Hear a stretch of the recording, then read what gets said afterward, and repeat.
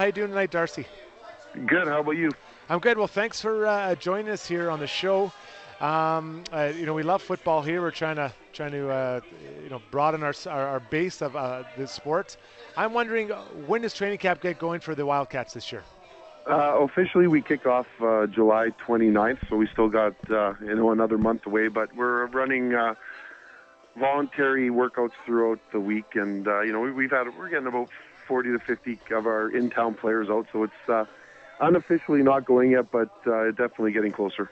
Now you mentioned the voluntary workouts. Is that just lifting weights, or is that actual running through different types of plays, or what is that all about?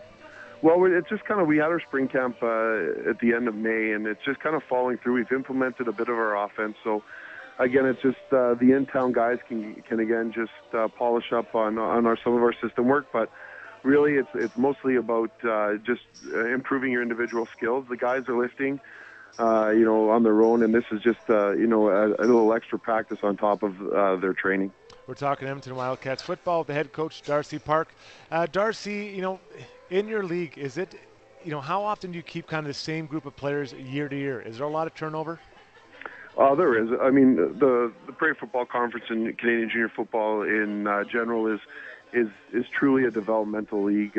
Majority of our players are either trying to upgrade to get to the CIS level or unsure of what they want to do in terms of school. There's some players who are going to Nate or Grant McEwen that don't have football, so they're playing with us. Those are the kids that generally are going to stay with us for more than 2 or 3 years. But there is a lot of turnover. The majority of the time, the players we have are, I think we've got 10 fifth-year guys or 22-year-olds on our roster this year, and that's kind of a good number. If you can keep each class at 10, then you've distributed your players pretty good. We always bring in.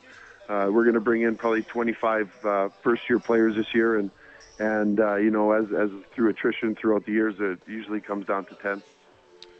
Now, what about as far as how often do you get players that are just good athletes and they want to try something different? Does that ever happen, or do you have to kind of play football your whole way up as a player? No, I mean, one of the it's changing. I should preface this, but with the development of the minor football around here and the great job that Football Alberta is doing, but really it's football still you can develop later. We've got lots of examples of players who have started either at high school or maybe their last year of high school, and have maybe were hockey players or wrestlers or something, and then decided to get into football and have made that transition. You do have that chance. You've got the 5 years to really develop, and even if you're looking at trying to get into the pros, it's not unheard of to have 25-year-old rookies who have played junior and CIS crack it in the lineup. We've got 6 former Wildcats who for the most part all played over 4 years of junior and then went on to their CIS career, who are currently in camps right now, and they all have a variety of background in football.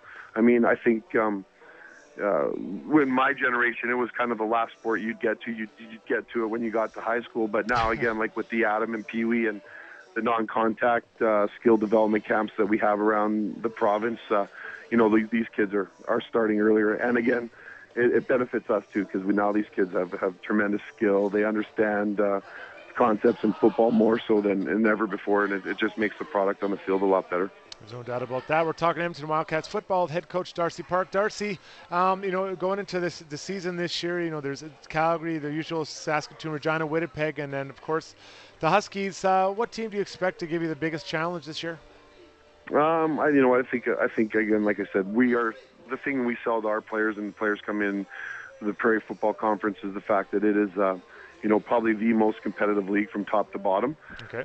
Every week you have to work. Every team can beat everyone. That was evident last year in the playoffs when, the fourth place team knocked off an undefeated team in the playoffs.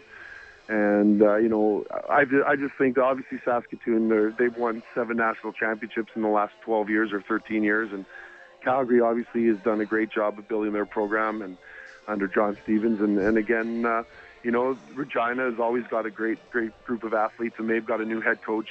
Winnipeg's got a new head coach, but they're bringing back a former Canadian Junior Football League MVP, a record-setting quarterback who's got, as a 22-year-old. So that's obviously going to add to their skill right now. And then the Huskies are, they're good. They've got a little bit of continuity in their coaching staff now, and they've obviously replaced the head coach with Ian McLean, but he's been around the league and understands what it takes to win. So I think, again, they're going to be a very difficult team. Our biggest thing that we've learned in the past is if we can control, our players and play Wildcat football, we're going to have a good chance of having success week in and week out. Darcy, one last one for you. I'm on your website, EdmontonWildcats.com, and something I've never seen before on a website is you have your different coaches kind of giving a little, I guess, a training tip. Is this for the, maybe for the fans and for the players? But where'd you guys come up with this idea? I really like it.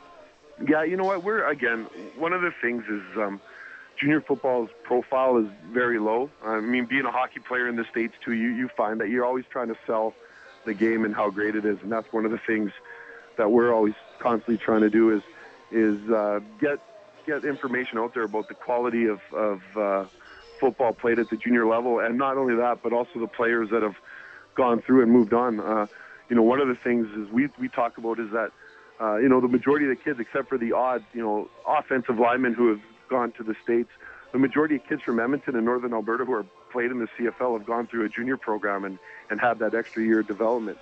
And in terms of that, so we have a great media relations girl, Megan Tanner. I'll give her the credit. She came up with the concept along with our receivers coach, Ryan Branting. And again, it started off as maybe doing some training tips just for kids who, maybe don't get the chance to from isolated communities. And then we just moved into a chance for players or parents to kind of get introduced to our program and our coaches. So, it's obviously a work in progress, and I think Megan is doing an unbelievable job with obviously a limited budget, and I think it's something that we're going to definitely develop. I've heard nothing but positive things from it, and again, anything that we can do to sell our program and sell junior football, we're gonna try. Well, it looks great to me. So if anyone wants to check it out, it's EdmontonWildcats.com. Darcy, listen, thanks for taking the time tonight. Good luck with the season coming up, and we'll talk to you again soon. Oh, thanks, Jason. Is Gregor going to be in trouble now? You've moved into his spot now. You're not going to give it up? I'm just keeping it warm. I'm not taking it over. That's for sure. I know it. I got a lot to learn. And this guy, I mean, I've learned so much from Gregor. He is. When you start doing it, when I started doing it, I realized how great the guys that are doing it all the time really are. So I've got a lot to learn before I can even dream of doing something like this. Absolutely. Well, you're doing great, and I appreciate the talk.